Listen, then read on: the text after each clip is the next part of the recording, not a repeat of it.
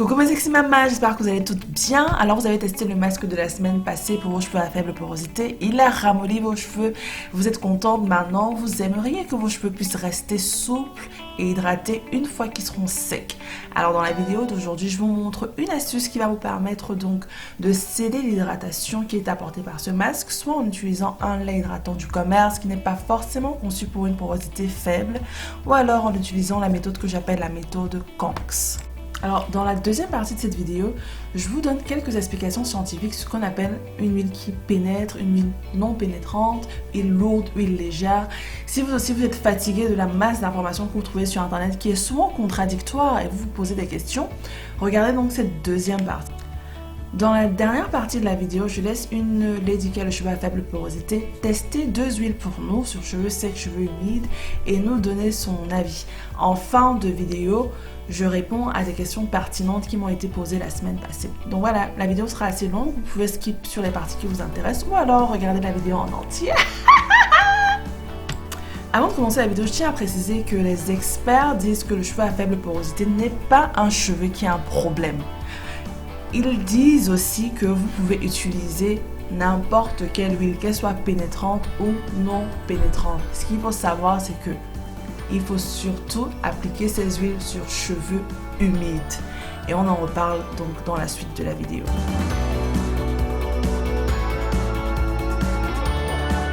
Si vous avez regardé la vidéo de la semaine passée, vous allez facilement deviner quelle est l'astuce numéro 1 que je vous propose. Donc, je vous demande d'utiliser la chaleur afin d'obliger un petit peu le lait hydratant que vous avez acheté à pénétrer vos cheveux à faible porosité. Pour cela, bien évidemment, après avoir appliqué le masque, vous rincez avec de l'eau tiède, vous ne séchez pas vos cheveux et vous appliquez directement votre lait sur cheveux humides. Je vous demande ensuite d'attacher un plastique et de laisser en fait la chaleur naturelle donc de votre cuir chevelu forcer ce lait à pénétrer vos cheveux. Vous pouvez laisser le plastique pendant 30 minutes. Si jamais vous avez un casque vapeur, vous pouvez vous asseoir sur votre casque vapeur pendant 10 minutes.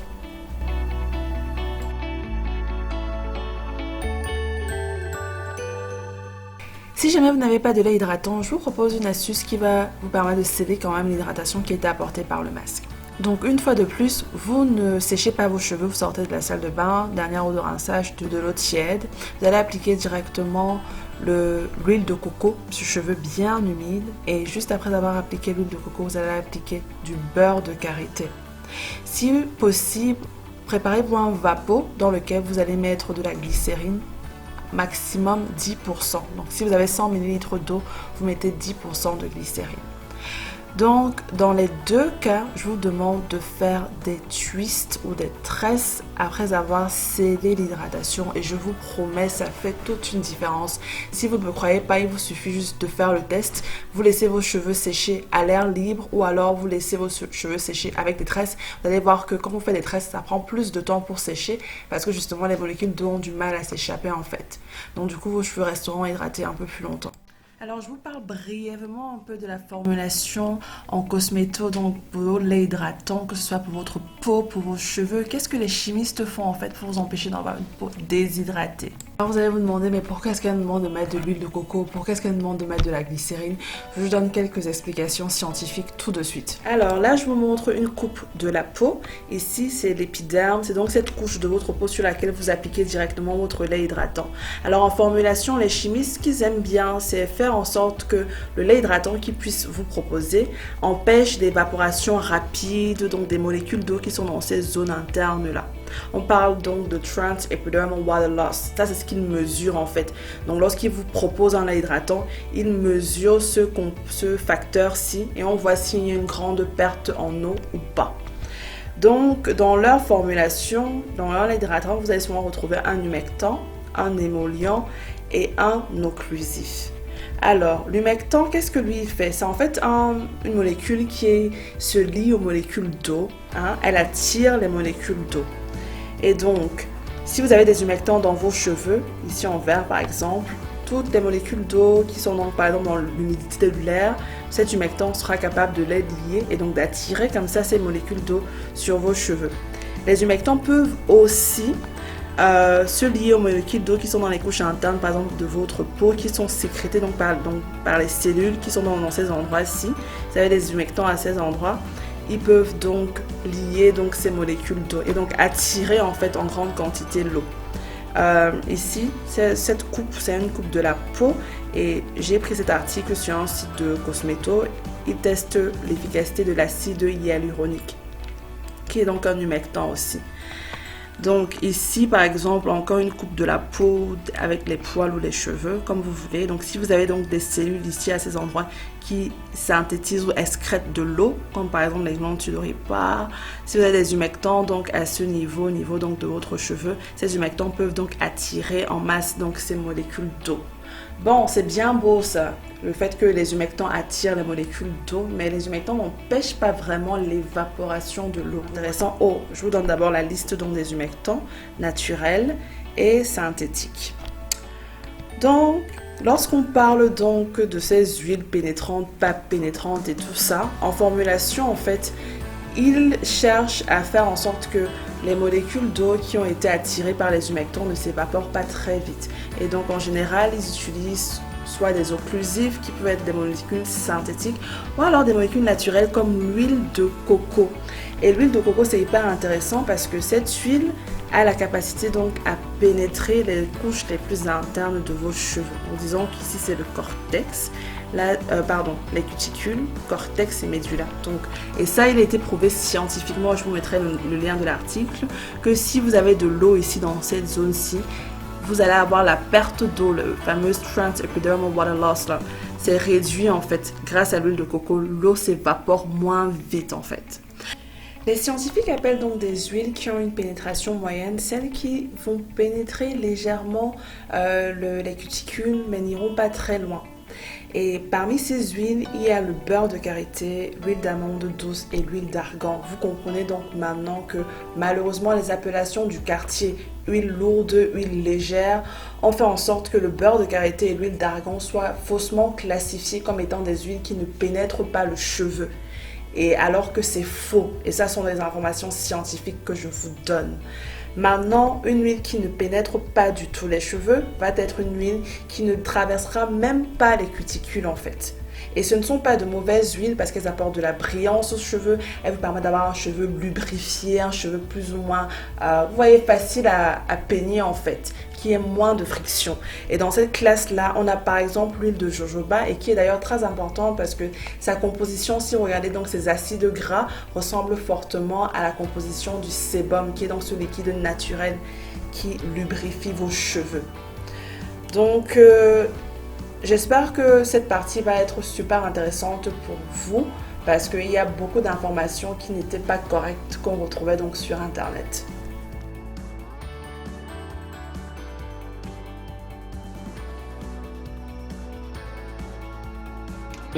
Voici, j'ai choisi de l'huile de lin. En plus que je juge qu'il y a une huile qui est pénétrante, comme la noix de coco. Donc là, c'est sur cheveux secs. Donc j'applique.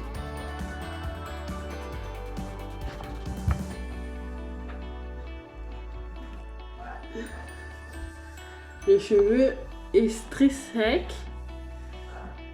Donc voilà que c'est brillant. C'est brillant et on peut constater que c'est comme de la paille qui est sec. En fait, ça fait ce genre de bruit là. Donc ça veut dire que l'huile n'a pas pénétré. Donc pour poursuivre la vidéo, alors voici une mèche que j'ai défaite et que je vais vaporiser avec de l'eau chaude. Pourquoi de l'eau chaude? Car je suis faible porosité et ça ouvre les écailles de mes cheveux. Donc maintenant, je vais rajouter l'huile de lin, la même huile que tout à l'heure. Et on constate que le cheveu déjà est beaucoup plus malléable, moins sec que celui-là. Celui-là, il est rêche. Mais celui-là est beaucoup malléable. Et on peut constater que l'huile a pénétré le cheveu.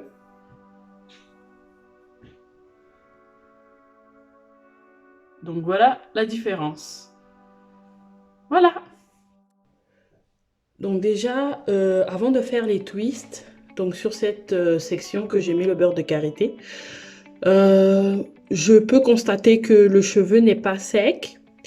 Le cheveu est malléable, doux, on dirait du coton. Voilà ce que ça donne avec sur cheveux humides le beurre de karité. Puis au niveau coiffage, ça se coiffe bien. Il n'y a pas de difficulté. Donc voilà. Donc je vais faire la même chose sur les quatre. Le message que je voulais vraiment faire passer à travers cette vidéo, c'est que toutes les huiles en fait peuvent pénétrer le cheveu à faible porosité du moment qu'il est humide en fait. Donc vous voyez que la Lady a testé une huile qui est l'huile de lin qu'on considère comme étant une huile légère au quartier, même si c'est pas vraiment vrai. Cette huile, quand elle est appliquée sur cheveux secs, elle ne pénètre pas, elle ne fait pas particulièrement du bien à ses cheveux, elle peut même pas se peigner les cheveux restent rêches en fait. Alors que le beurre de karité qui lui est lourd, elle est capable de l'appliquer du moment que ses cheveux soient humides.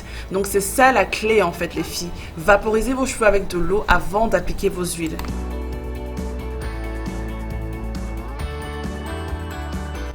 Le rinçage au vinaigre de cidre, c'est une bonne chose, bien évidemment dilué. Donc le pH acide du vinaigre de cidre permet de resserrer vos écailles refermées, donc les cuticules, et ainsi emprisonner un petit peu les bons nutriments qui ont été apportés par votre masque. En plus, ça vous permet de faire briller vos cheveux parce que le pH acide reflète en fait ou réfléchit plutôt les rayons du soleil sur vos cheveux et comme ça vous avez un cheveu brillant. Maintenant, je pense que lorsqu'on a une faible porosité, vous savez que votre cheveu a du mal à absorber l'eau. On n'est pas en train de dire qu'il ne va pas du tout absorber l'eau. Par exemple, quand vous vous mouillez le cheveu, ça vous prend peut-être 5 minutes pour avoir un cheveu totalement mouillé comparé à une forte porosité qui prendra peut-être juste 1 minute, mais ça sera quand même mouillé. Donc ce qu'on veut en fait, c'est qu'on veut accélérer donc cette pénétration. On veut faire en sorte que le lait hydratant que vous allez donc apporter à vos cheveux puisse quand même pénétrer en fait. Donc une fois que le lait a pénétré, je conseille quand même de sceller l'hydratation avec une crème justement qui a un pH un peu acide. Vous voyez, non seulement pour apporter la brillance et donc pour resserrer les cuticules. Je conseille même, si vous avez participé au challenge Beaux Cheveux, de vaporiser légèrement avec une solution qui contienne du vinaigre dilué. Maintenant, je ne conseille pas d'abuser du vinaigre dilué comme quelqu'un qui a une forte porosité. Je ne conseille pas de vaporiser le vinaigre dilué avant de mettre son lait hydratant, mais plutôt après avoir mis le lait hydratant. Donc voilà mes sexy mamas, la vidéo a été longue mais j'espère qu'elle a été utile. N'oubliez pas de liker ou de partager les filles, c'est gratuit, ça me fait plaisir. Je vous fais de gros bisous et je pense que la semaine prochaine je vous prépare la vidéo sur les fortes porosités.